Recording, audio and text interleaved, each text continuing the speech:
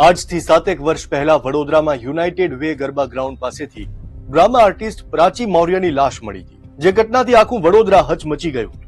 તેની હત્યા તેના જ પૂર્વ પ્રેમીએ કરી હતી. આખરે પ્રાચીને ઘરે મૂકવા જઈ રહેલો અંકિત તેની જોડે જ હતો, તો પછી પ્રાચીની હત્યા થઈ કેવી રીતે? ગુજરાત ક્રાઇમ ફાઇલ્સમાં આજે વાત પ્રાચી મૌર્ય મર્ડર કેસ, જેની શરૂઆત થાય છે એપ્લોઝ સ્ટુડિયોથી. 25 વર્ષની પ્રાચી નાની બેન સચી અને મમ્મી યશોદાબેન સાથે જૂના પાદરા રોડ પર આવેલા ઓર્ચિડ બંગલોઝમાં રહેતી હતી. એન્જિનિયરિંગનું ભણી હતી, પરંતુ આંખોમાં ઘણા સપના હતા, એટલે તેણે અલકાપુરીમાં આવેલા એપ્લોઝ સ્ટુડિયોમાં કામ શરૂ કર્યું.